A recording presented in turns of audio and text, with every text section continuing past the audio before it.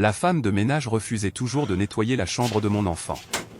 Quand j'ai finalement vérifié par moi-même, j'ai appelé la police.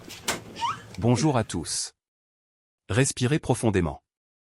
Profitez de ces moments de calme, car ce que vous allez entendre restera gravé dans votre mémoire. Dans l'immeuble numéro 42 de la rue Maple, au 3e étage, unité 3B. La paix était sur le point de se briser et de devenir irréparable. Laura Smith, 32 ans, travaillait à distance pour une société financière. Mère célibataire, elle élevait seule sa fille de 5 ans. Claire. Chaque matin, après avoir accompagné Claire à l'école maternelle la plus proche, elle rentrait chez elle. S'asseyait tranquillement à son bureau avec une tasse de café qui refroidissait lentement à côté de son ordinateur portable. Outre la mère et la fille, il y avait Martha, 70 ans, la gouvernante. Elle vivait avec eux depuis les derniers mois de la grossesse de Laura. Martha était comme une ombre silencieuse dans la maison. Jamais bruyant, jamais indiscret. Tout ce qu'elle demandait, c'était quelque chose pour occuper ses mains, une cuisine pour travailler et une petite fille qu'elle adorait comme sa propre petite fille. L'histoire a commencé un lundi qui semblait ordinaire. Martha, peux-tu ranger la chambre de Claire aujourd'hui? J'ai oublié de le faire ces derniers jours, demanda Laura depuis le salon, les yeux rivés sur son écran. Silence. Quelques instants plus tard, Martha apparut de la cuisine, s'essuyant les mains sur son tablier. Je vais d'abord nettoyer les autres chambres, puis peut-être celle de Claire. Répondit-elle d'une voix hésitante. Laura tourna la tête. Tu ne l'as pas nettoyée depuis la semaine dernière. Que se passe-t-il? Martha évita son regard. Ces derniers temps, l'air ici est étrange. Comme. Elle marqua une pause au milieu de sa phrase. Comme quoi? Je ne sais pas, murmura Martha. C'est juste, étrange. Humide et froid. Peut-être que je suis juste susceptible. Les vieux sont comme ça. Elle força un faible sourire, puis se détourna rapidement, presque comme si elle fuyait le regard de Laura. Laura fronça les sourcils. Martha n'était pas du genre à se laisser facilement effrayer. Elle était terre à accent grave terre, forte, inébranlable. Si quelque chose l'avait perturbée, cela signifiait que quelque chose n'allait vraiment pas. Mais la journée passa et cette pensée s'échappa de l'esprit de Laura sous une pile de réunions et d'échéances. Cet après-midi-là, après avoir récupéré Claire à l'école, Laura a été entraînée dans un appel Zoom. Elle a dit à sa fille d'aller jouer dans sa chambre et a fermé la porte de son bureau à domicile. La réunion s'éternisait, les claviers claquaient, les voix se chevauchaient. Et puis, un bruit. S'évanouir. À peine là. Un petit rire étouffé. Laura l'a ignoré. Claire jouait simplement avec ses poupées. Ce soir-là, Laura entra dans la chambre de sa fille pour lui dire bonsoir. Tout semblait normal. Propre. Des aquarelles étaient accrochées au mur. Une douce odeur de shampoing pour bébé flottait. Elle s'assit sur le bord du lit et brossa les cheveux de Claire. « Avec qui jouais-tu aujourd'hui » demanda-t-elle avec désinvolture. Claire sourit. « J'ai joué avec mon ami. » Laura gloussa. « Quel ami ?»« Quelqu'un d'en haut. Parfois, ils me font peur. » La main de Laura se figea. « Au-dessus » répéta-t-elle. « Comme, le grenier ?» Claire secoua la tête, puis désigna le plafond. « Non, là-haut. Il rampe sur les murs. Il marche au plafond. » Laura sentit son estomac se nouer. « Tu veux dire, dans un rêve ?» Claire sourit. « Non. Ils sont là depuis longtemps.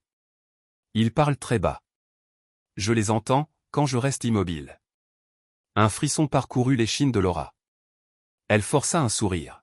« D'accord. Dors maintenant. Ma puce. Tu as cours demain. » Elle éteignit la lumière et ferma rapidement la porte derrière elle. Cette nuit-là, le sommeil n'est jamais venu. Les mots? Un ami d'en haut résonnait dans son esprit comme une voix venant d'un endroit non censé être atteint. Le lendemain matin, Martha trouva une fois de plus une raison de ne pas entrer dans la chambre de Claire. « J'ai mal à la tête » murmura-t-elle, ses doigts tordant le bord de sa serviette. Laura plissa les yeux. « D'accord. Je le ferai moi-même. » Elle prit un chiffon et un seau d'eau et entra dans la chambre de Claire. La lumière du soleil filtrait à travers les rideaux. Les poupées semblaient ordinaires. Tout semblait parfait. Et pourtant, l'air lui picotait la peau. Comme de l'électricité statique. Comme un avertissement. Elle a commencé à essuyer les surfaces, à frotter le sol, le bureau. Les fenêtres. Puis, elle leva les yeux.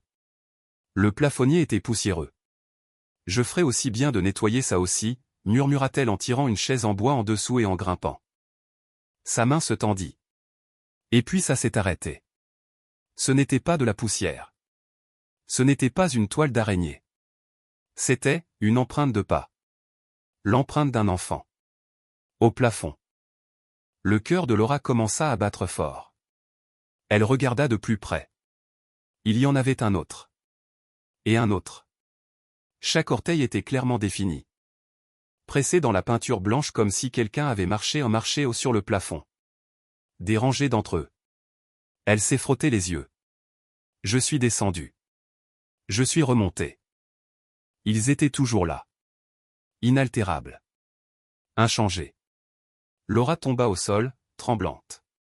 Sa respiration s'accéléra tandis qu'une sueur froide recouvrait ses paumes. Elle a sorti son téléphone et a pris une photo. À ne pas garder. Pour se prouver qu'elle n'imaginait pas cela. Elle s'est précipitée hors de la pièce. Martha attendait dans le couloir. Les mains serrées dans son tablier. « Tu l'as vu, n'est-ce pas » demanda-t-elle doucement. Laura la regarda, les yeux écarquillés. « Tu le savais. » Martha hocha la tête. « Je l'ai vu pendant un moment, mais je n'osais pas parler. On dirait que je suis folle. Juste une vieille femme qui imagine des choses. » Sa voix s'est brisée.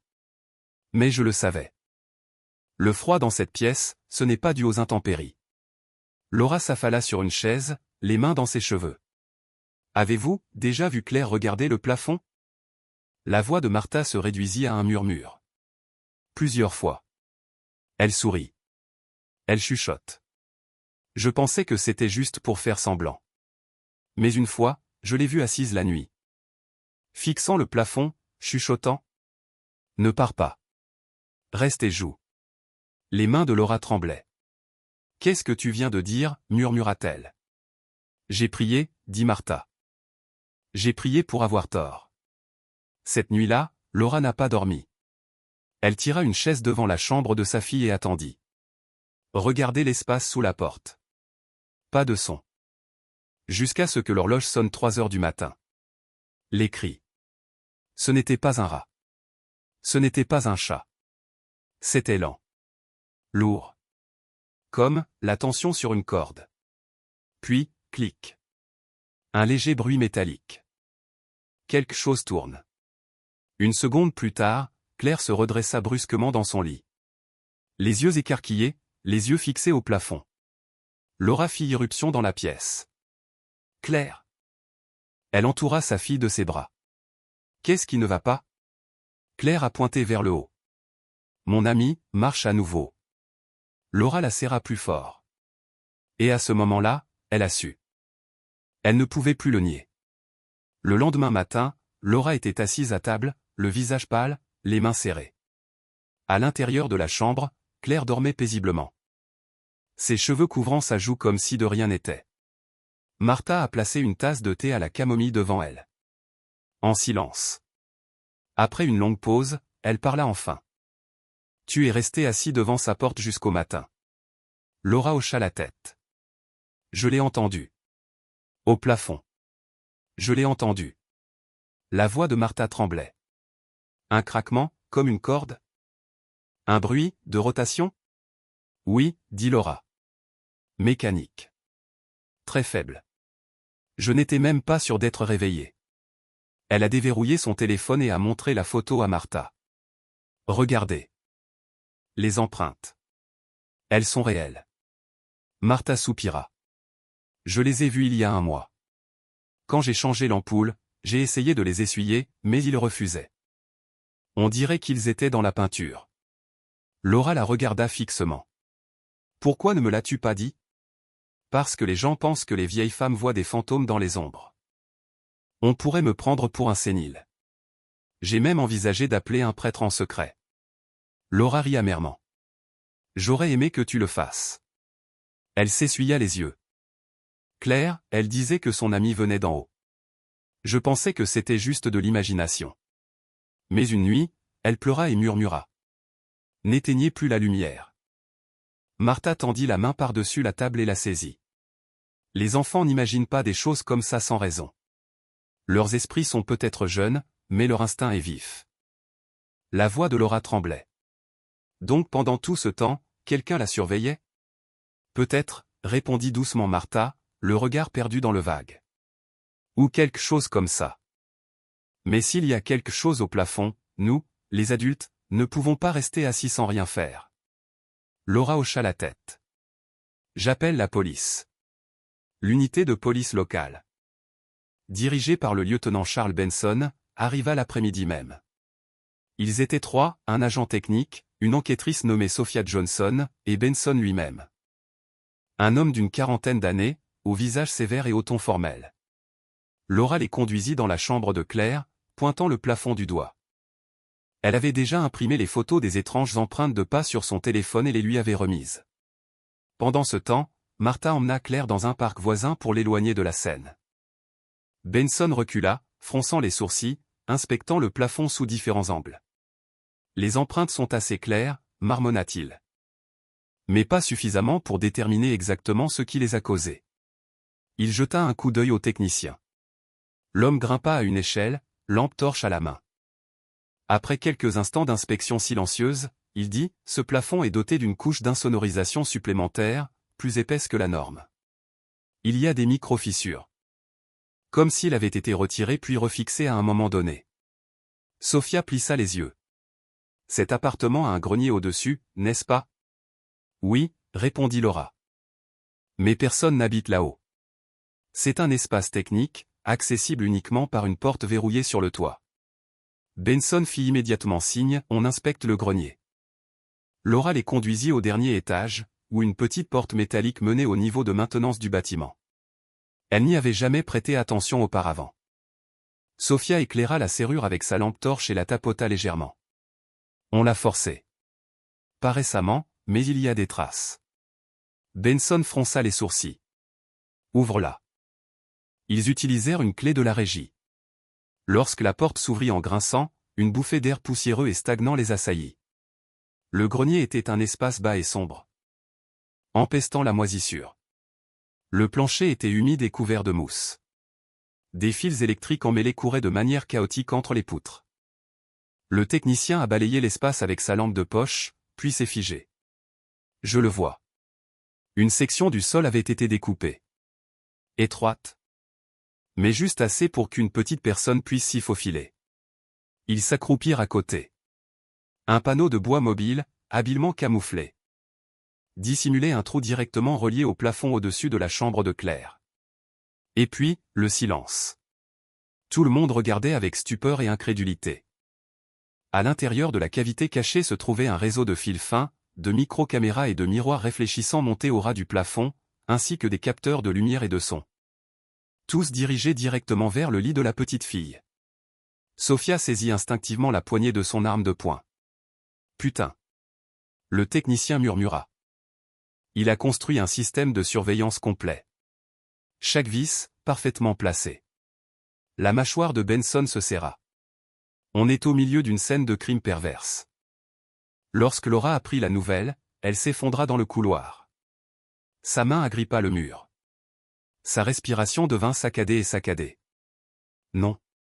Non, c'est impossible. Comment? Comment une chose pareille a-t-elle pu arriver chez moi? Sophia la stabilisa. On comprend le choc. Mais au moins, tu l'as trouvée. Et Claire? Ma fille? On la fixait, nuit après nuit. Quelqu'un l'observait. Jouait avec la lumière. La faisait pleurer. Je suis sa mère, et je ne le savais même pas. Laura hurla, tout son corps tremblant. Martha se précipita vers elle et la prit dans ses bras, les larmes aux yeux. Personne n'aurait imaginé que quelqu'un puisse être assez malade pour faire ça à un enfant, mais maintenant. Nous protégeons Claire. Benson se tourna vers le technicien. Scellez tout le matériel. Examinez tout. Et vérifier s'il y a des données enregistrées. Laura leva les yeux, sa voix à peine audible. Tu crois que, ça s'est déjà produit dans d'autres foyers? Benson n'a pas répondu. Mais ses yeux, brûlants de doute et de fureur, en disaient assez. Ce soir-là, Laura était assise avec Claire dans le salon. Martha leur apportait du thé. La télévision diffusait des dessins animés en fond sonore, mais Claire ne regardait pas. Elle était recroquevillée. Serrant son oreiller contre elle, les yeux rivés au plafond par moments. Il n'y avait rien là-bas. Mais pour elle, c'était un ciel plein d'ombre. « Maman » murmura Claire. « Oui, chérie. »« L'ami. »« Ne joue plus. »« L'ami est en colère. »« En colère parce que je ne lui parle plus. »« L'ami n'aime pas que tu sois assis dans ma chambre. »« L'ami aime que je reste allongé, immobile. Seul. » Laura la serra plus fort dans ses bras, son cœur se tordant. « Claire, si jamais cet ami revient, dis-le-moi. Je te protégerai. Promis. » Claire hocha lentement la tête et enfouit son visage dans la poitrine de sa mère. Un moment passa. Puis elle murmura à nouveau, à peine audible. « Maman, et si l'ami était réel ?» Cette question a brisé toutes les frontières entre l'imagination et le cauchemar. Le lendemain matin, une équipe d'enquêteurs est arrivée pour inspecter l'appartement dans son intégralité. Les empreintes de pas ont été relevées. Les miroirs ont été retirés. Les fils, les lentilles et les capteurs sonores ont été emballés comme preuve. Mais ce qui a glacé le sang de tout le monde, c'était une petite carte électronique cachée dans l'une des poutres du plafond. Il avait sa propre mémoire de stockage et fonctionnait toujours. Isaac Morris, expert chevronné en surveillance, s'exclama « Oh mon Dieu !» Ce truc a tout enregistré. En format haute compression. Presque comme si c'était diffusé en direct. Il ne regardait pas simplement, grogna Benson. Il enregistrement. Le visage de Sophia se durcit. Et je veux savoir pourquoi personne ne l'a remarqué plus tôt. Cette question a fait l'effet d'un coup de massue. Et dans le coin le plus éloigné de la pièce, Laura était assise en silence, serrant l'oreiller de sa fille contre elle. Son regard était vide. Quand la nuit est tombée à nouveau, l'appartement 3B n'était plus une maison. C'était une scène de crime. Des bandes de police bordaient le couloir. Des voisins regardaient derrière les portes en chuchotant. Certains murmuraient qu'il y avait eu effraction. D'autres murmuraient des jurons. Laura était assise sur le canapé, Claire endormie dans ses bras. La petite fille s'était évanouie d'épuisement. Sa respiration haletante, comme si elle était hantée jusque dans ses rêves. Martha était assise à proximité, pâle et les yeux creux. « Ont-ils trouvé autre chose ?» demanda-t-elle doucement. Laura secoua la tête. Ils ne l'ont pas dit. Mais, ils déverrouillent le lecteur. La porte s'est ouverte. Le lieutenant Benson entra. Suivi de Sophia et d'un autre officier tenant un ordinateur portable. « Mademoiselle Laura, » dit Benson. « Nous avons besoin que vous confirmiez quelque chose. » Laura déposa doucement Claire sur le canapé et les suivit dans la cuisine. La porte se referma. Sophia ouvrit l'ordinateur portable et tourna l'écran vers elle. L'interface était simple. Un dossier rempli de fichiers vidéo, chacun étiqueté avec des horodatage et des balises GPS. Benson en désigna une. Cette photo a été prise la nuit du 7 au 8 du mois dernier. Grâce au système installé au plafond de la chambre de votre fille. Laura hésita, le souffle coupé. Elle hocha la tête. Sophia a cliqué sur lecture. Des images infrarouges sont apparues. Le lit de Claire était visible. L'enfant dormait, serrant son oreiller contre elle. Puis, la lumière a vacillé. Claire remua, les yeux grands ouverts, scrutant la pièce. Il y eut un léger craquement. Comme un mouvement mécanique. Puis, une lumière rouge a clignoté au plafond. Claire s'assit, se pressant contre le mur, terrifiée. Laura s'effondra en sanglots. Non, non, ce n'est pas possible. Sophia a arrêté la vidéo. Il y a des centaines de clips comme celui-ci, a-t-elle déclaré, pas seulement d'ici, d'autres lieux aussi. Benson a remis un dossier à Laura. Nous avons retrouvé les documents de location du système de plafond. Le nom figurant sur le bail appartenait à une société écran. Pas d'identité. Pas de visage. Tous les documents étaient légaux, sur papier. Mais, ajouta Sophia, nous avons retrouvé l'adresse IP sur le disque dur. C'est comme ça que nous avons trouvé son vrai nom. Julian Vaughn. Le nom a frappé Laura comme un éclair. Cela me semble familier. Benson a poursuivi, Julian Vaughn. Ancien réalisateur de l'émission de télévision Les Enfants à la limite. Les yeux de Laura s'écarquillèrent. Oh mon Dieu, je me souviens de cette émission. Elle a été interdite parce qu'elle traumatisait les enfants. Sophia hocha la tête d'un air sombre. Exactement. Le programme utilisait la manipulation psychologique pour susciter des réactions émotionnelles. Ils installaient des caméras cachées, faisaient clignoter des lumières stroboscopiques. Diffusaient des sons dérangeants, pour effrayer les enfants et filmer-le. Il y a eu au moins 12 plaintes officielles, a ajouté Benson. Mais il s'est toujours éclipsé. Qualifiant cela d'expérience sociale. La voix de Laura se brisa. Alors, il a utilisé cet appartement pour continuer à faire ça? Le ton de Benson s'assombrit. Nous pensons qu'il a créé une version underground de cette émission. Pas de diffusion. Juste une collecte d'images. Il a loué des appartements. Modifié les plafonds. Installé des systèmes de surveillance, ciblant les familles avec de jeunes enfants. Mais qui l'a laissé faire? S'écria Laura. Qui a ignoré ça? Qui s'est détourné? On enquête encore. Dit Sophia. Mais il était prudent. Il louait toujours sous de faux noms. Il payait 6 mois d'avance. Lorsqu'il déménageait, il démontait le système ou le dissimulait derrière de faux panneaux. Laura agrippa le bord de la table. Alors Claire, n'est pas la seule? Benson la regarda, sa voix basse, sombre. Nous avons récupéré des données sur un deuxième disque dur. Caché derrière un panneau en bois. Il contient des images d'au moins 6 autres adresses, toutes montrant des signes de torture psychologique sur des enfants. L'air dans la cuisine s'est épaissi. Martha entra, les mains tremblantes. Désolé, j'ai entendu ce nom. Julian Vaughn. Je l'ai déjà vu. Benson s'est tourné. Tu l'as rencontré? Pas directement. Mais maintenant je m'en souviens. Il y a plus d'1 an, alors que j'étais venu dans cet appartement pour faire le ménage avant ton emménagement. J'ai vu un homme pousser un chariot avec un équipement étrange. Comme une grosse caméra, avec plein de fils. Il ne m'a pas salué. Il m'a juste regardé et s'est éloigné. Tu te souviens de son visage? Martha ferma les yeux. Légère calvitie, front haut, yeux étranges. Je pensais qu'il était technicien Internet. Sophia a sorti son téléphone. Montrant une photo. Cet homme? Martha regarda attentivement, puis hocha immédiatement la tête. Oui. C'est lui. Je me souviens de ses yeux.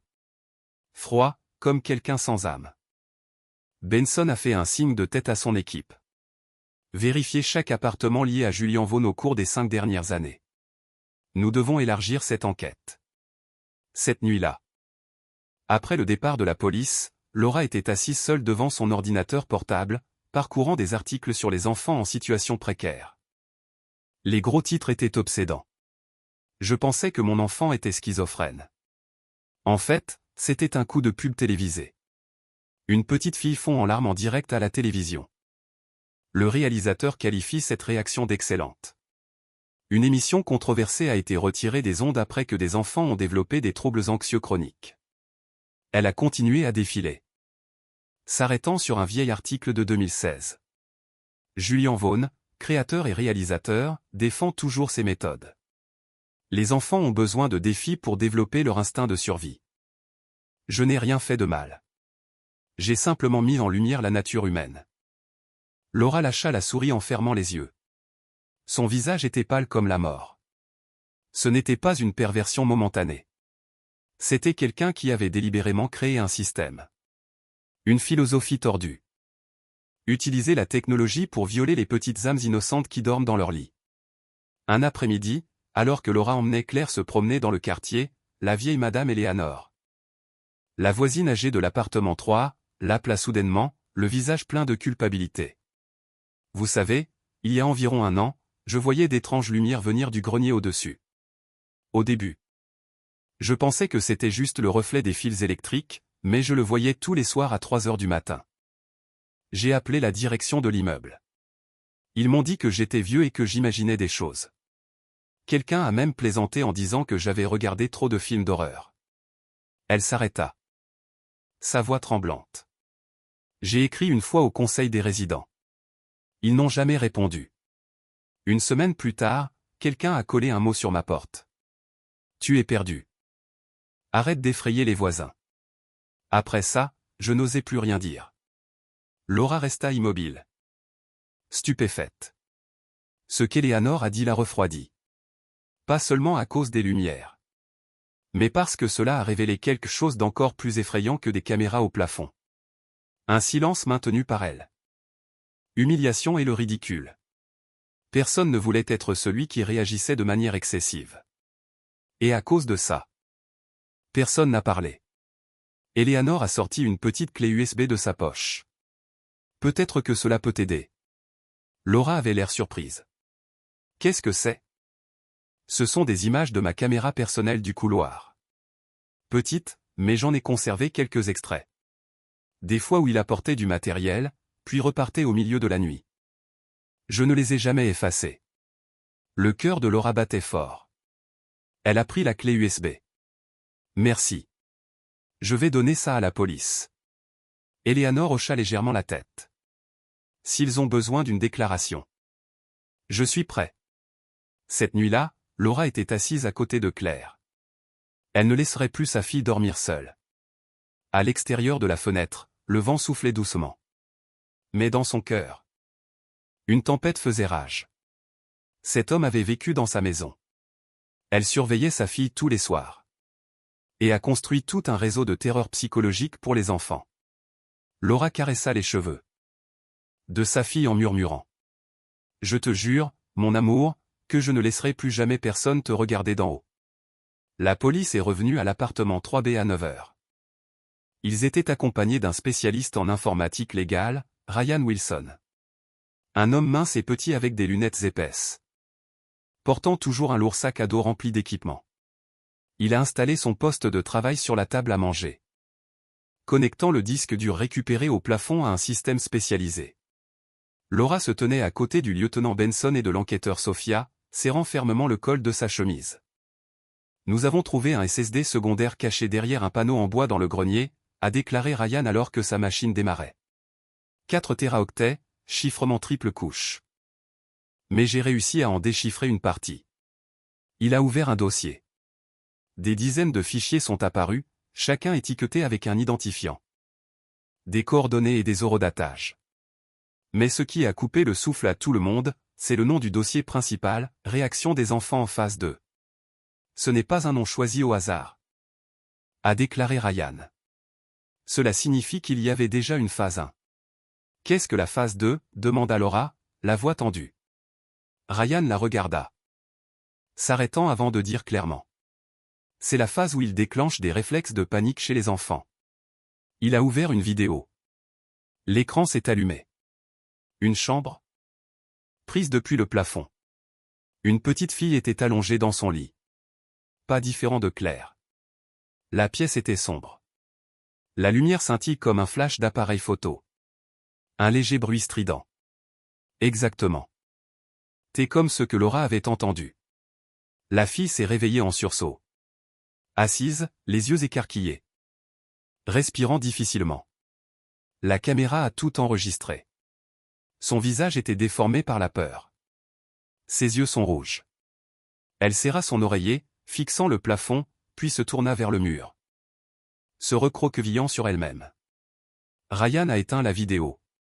Il existe des centaines de clips comme celui-ci. Pas seulement ici. Chacun dure de 20 à 60 secondes. Marqué avec des réactions, pleurer. S'asseoir, crier, octer. Benson fronça les sourcils. Tu veux dire, qu'il a catégorisé leur niveau de peur? Exactement, répondit Ryan. Et il semble qu'il ait classé les réactions.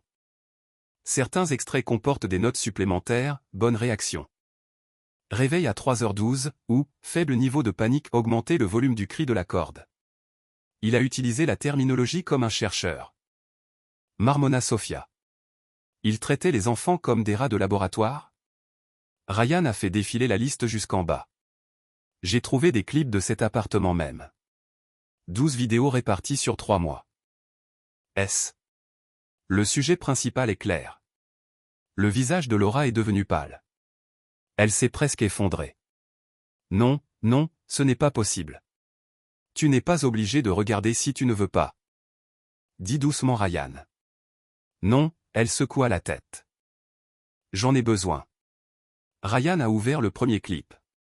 Claire resta immobile. La pièce était sombre. Un bruit strident a été entendu. La caméra bougeait légèrement. Son moteur s'ajustant. Un miroir a changé d'angle, s'alignant parfaitement pour capturer son visage. Laura serra les poings si fort que ses ongles s'enfoncèrent dans ses paumes. Ses dents lui mordirent la lèvre jusqu'à ce qu'elle saigne. Le son est devenu plus fort. Comme quelque chose traînait au plafond. Claire ouvrit les yeux. Elle n'a pas crié. Mais sa respiration s'accéléra. Ses yeux étaient fixés vers le haut, écarquillés de terreur. Puis elle murmura. Ne joue plus. J'ai peur. Ryan a arrêté la vidéo. Tout le monde était silencieux. Laura a crié. Comme si quelqu'un lui avait arraché l'âme.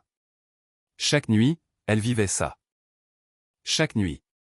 Et moi, je dormais dans la pièce d'à accent grave côté, complètement désemparée. Martha se précipita pour la tenir. Ce n'est pas ta faute. Personne n'aurait pu imaginer que le plafond puisse devenir les yeux d'un monstre. Sophia posa une main sur l'épaule de Laura. On ne le laissera pas s'échapper. Je le jure. Ryan a connecté un autre appareil. Ce SSD ne se contente pas de stocker des vidéos. Il conserve également les journaux système, les lignes de commande pour la planification. Le réglage du son, de la lumière et des angles de caméra. Chaque entrée correspond parfaitement aux horodatage du dispositif de plafond. Benson a demandé. Est-ce qu'il transmettait des données en externe? Ryan hocha la tête. Oui. Il a utilisé un module de diffusion privé. Chaque fois qu'un réseau Wi-Fi à proximité était actif, les données étaient téléchargées vers un serveur distant. Nous suivons l'IP. Laura se tourna vers Benson. Les larmes coulant sur son visage. Ce n'était donc pas seulement un enregistrement caché. Quelqu'un aurait pu surveiller ma fille sur Internet? Benson n'a pas répondu. Il a seulement dit. Nous ferons tout notre possible pour l'arrêter. Mais vous devez vous préparer. Cet après-midi-là. La police est partie avec toutes les données et preuves. Laura était assise dans la chambre de Claire, regardant le plafond exposé. Des panneaux brisés gisaient éparpillés, révélant des poutres en bois noirci. Elle regarda dans le vide. Imaginant chaque nuit sa fille tressaillir, trembler. Terrifiée. Tandis qu'elle-même dormait profondément dans la pièce voisine. Martha apporta une couverture et la posa à côté du lit de Claire. Tu devrais coucher avec elle à partir de maintenant. Vous avez besoin l'un de l'autre. Laura hocha la tête. Croyez-vous qu'il existe des gens qui pourraient regarder un enfant se faire torturer sans ressentir de culpabilité? Martha répondit sans hésitation. Oui. Le monde est plein de gens comme ça. Mais il y a aussi des gens qui seront à vos côtés. Laura tenait la feuille de papier que Ryan avait imprimée.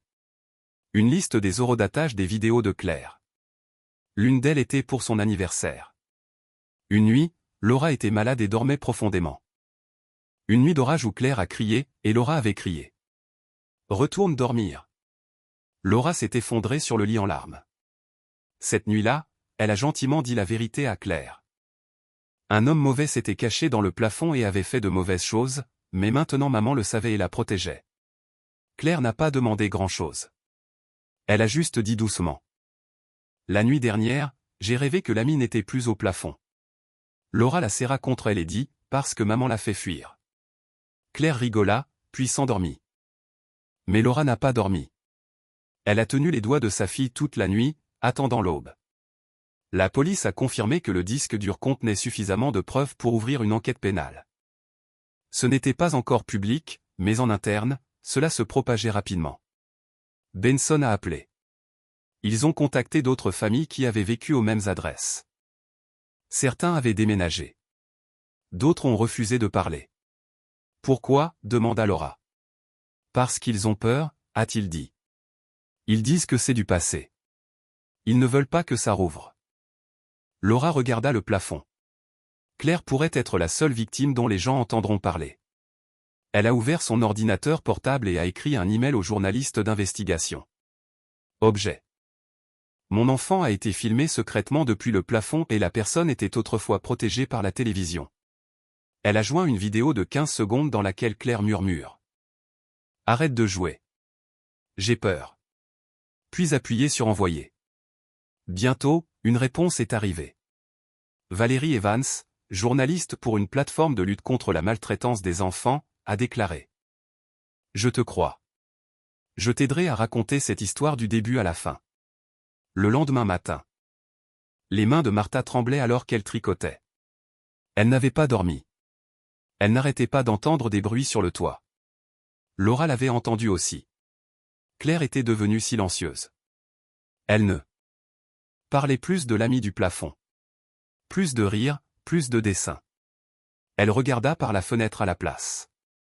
Tu veux jouer avec eux? Demanda Laura. Claire murmura, personne ne me croit réel. Ils pensent que je suis un film. Cet après-midi-là, la police a interrogé Martha. Elle était honnête, mais honteuse. J'ai vu des traces de pas. J'ai entendu des craquements. Je me suis convaincu que ce n'était rien. Sophia, l'enquêtrice, a déclaré, nous vous croyons. Mais cette affaire est énorme. Nous ne pouvons rien ignorer. Plus tard, Martha a demandé à Laura. Les choses auraient-elles été différentes si j'avais parlé plus tôt? Laura dit, ce n'est pas ta faute. C'est la sienne. À la maison. Laura regardait de vieilles vidéos de Claire souriant et riant. Puis je les ai comparées aux images sombres du plafond. Le contraste l'a brisé. Claire a recommencé à dessiner. Mais ses dessins montraient de scènes terrifiantes. Yeux rouges au plafond. Ombre suspendue à des cordes. Une mère avec les mains sur ses oreilles tandis qu'un homme avec des caméras à la place des yeux est suspendu au-dessus d'elle. Qui est-ce? Demanda Laura. Claire répondit, l'homme à l'envers. Elle a dit qu'il était parti maintenant. Mais il y en a d'autres. Chaque plafond en a un. La nouvelle a commencé à se répandre dans l'appartement. Les voisins évitaient Laura. Une note est apparue sur sa porte. Si vous ne pouvez pas prendre soin de votre enfant, ne blâmez pas les autres. À l'école, les mères l'ont confronté. Es-tu sûr que ce n'est pas juste quelque chose que ton enfant a imaginé? Laura resta sans voix tandis que Claire s'accrochait à elle. Cette nuit-là, Laura a pleuré dans la salle de bain. Marthe la réconforta. Ils ont peur. Parce que si c'est vrai, ils doivent remettre en question leurs propres limites. La direction de l'immeuble a envoyé un email à Laura, lui demandant d'arrêter de contacter la presse. Pour arrêter la propagation des incidents non vérifiés. Laura a refusé. Elle n'élèverait pas ça. Fille dans un monde qui tait la vérité. Benson a rendu visite à ses nouvelles découvertes. 2 autres appartements disposaient encore de dispositifs de surveillance actifs. Julian Vaughn dirigeait un réseau secret. Alors arrêtez-le, dit Laura. Mais il avait disparu il y a des mois. En 2021, une autre mère l'avait dénoncé. Mais l'affaire a été abandonnée faute de preuves. Il est resté libre. Parce qu'il n'y avait aucune loi contre ce qu'il faisait. Il récoltait la peur, collectait les réactions émotionnelles. Cette nuit-là, Laura a posté une vidéo. Claire dit. Ne joue plus. J'ai peur. C'est devenu viral. Mais il a été supprimé pour violation des politiques de protection des mineurs. Ainsi, le système a fait taire la mère, pas le prédateur. Valérie est venue enregistrer un podcast. Elle a laissé Laura parler librement. Aucune modification. Laura a tout raconté et des empreintes de pas au disque dur caché. Valérie pleurait en écoutant. Tu es la première personne à m'avoir écouté, dit Laura. Le podcast a été diffusé. Il a atteint plus de 10 000 écoutes en une journée. Mais la réaction du public a été mitigée. Certains croyaient. Certains se sont moqués. Certains ont demandé, pourquoi les médias n'en ont-ils pas parlé? Au supermarché, un inconnu murmura, « Tu es courageux. Je vais vérifier mon plafond. » Quelques instants plus tard, un autre ricana, « Ne semez pas la peur. Les enfants rêvent. » À la station, Benson a confirmé que les appareils correspondaient. Une adresse était celle où James vivait. Le réseau de Julian était plus large qu'il ne le pensait. Claire a apporté à Laura un autre dessin. Une mère protégeant son enfant. Au-dessus d'eux, une ombre sans visage avec des yeux de caméra. En dessous d'eux, un bouclier lumineux. « Qu'est-ce que c'est que cette lumière ?» demanda Laura. « Pour arrêter les yeux », sourit Claire. Ils ont démonté le plafond de l'appartement 3B. Plus de secrets là-haut. Claire a choisi la peinture bleue, comme le ciel. Plus tard, Martha a trouvé un vieux dessin. Claire avait vu l'homme bien avant que quiconque la croie. « Tu es toujours là », dit Laura à Martha. « Il n'est donc pas trop tard. » Cette nuit-là, Claire murmura. « Maintenant, plus personne ne me regarde d'en haut. » Laura répondit, « Juste le ciel et moi. » Les semaines ont passé. Puis vint l'appel. Nous avons trouvé Julian Vaughn. Il opérait sous un faux nom, créant un studio éducatif. Ils l'ont arrêté avant qu'il ne puisse détruire les données. Lors de son interrogatoire, Julian a nié toute culpabilité. Il a déclaré qu'il ne faisait que recueillir des réactions et qu'il n'avait jamais touché personne. Sophia a posé le SSD devant lui. Il a souri et l'a appelé « vérité ». De vrais sujets. De vraies émotions. Elle n'a pas répondu. Mais elle a claqué le mur en sortant. Laura a été appelée à témoigner. Elle a parlé des empreintes de pas. Les caméras. La nuit où son enfant est devenu un sujet de laboratoire. « Je ne suis pas une militante. Je suis une mère », a-t-elle déclaré. Personne n'a le droit de faire des expériences sur la peur d'un enfant. Julian haussa les épaules. Elle est émotive. « J'adore les enfants. » Le juge a répondu. Et l'honnêteté signifie faire clignoter des lumières à 3 heures du matin dans la chambre d'un enfant? Julian resta silencieux. Sa libération sous caution lui a été refusée. Accusé d'atteinte à la vie privée, de traumatisme émotionnel et de collecte illégale de données. Le podcast de Valérie rediffusé. NBC l'a repris. La Nation a écouté. Le dessin de Claire l'homme à l'envers était partout. Les parents de tout. Le pays ont vérifié les plafonds. Une nouvelle communauté s'est formée, arrêtez de regarder d'en haut. Laura est devenue conférencière. Son message, le silence profite aux mauvaises personnes. Nous ne nous taisons plus. Julian a reçu une lettre en prison. Un dessin de Claire. Maintenant, c'est maman qui me regarde. Pas toi. Plus de caméra. Plus de données. Juste un silence qu'il ne pouvait pas contrôler. À la maison, Claire guérissait lentement. Le docteur Bethany l'a aidée. Elle a dessiné des étoiles, des cieux ouverts. Des héros. Une photo montrait sa mère bloquant les nuages aux yeux rouges. « Tu es mon héros », dit-elle. Julian a été condamné à 17 ans de prison. Des dizaines de familles ont envoyé des fleurs à Laura. Vous avez changé les règles. Plus personne n'appelle la peur des données. Valérie a déclaré à l'antenne. Elle est la première ligne de justice. Une mère qui a refusé de se taire. La chambre de Claire a été repensée. Des lumières qui brillaient d'émotion. Une plaque sur l'étagère. Plus personne ne peut la regarder d'en haut. Sauf les étoiles. Laura a arrosé les plantes. Martha murmura, Claire chante à nouveau. Laura sourit. Cette nuit-là, Claire dit. Je n'ai plus peur. Parce que je peux partager, et tu me crois. Laura murmura en retour. Tu as appris à briser le silence. Et levant les yeux vers le plafond, elle dit. Nous avons gagné.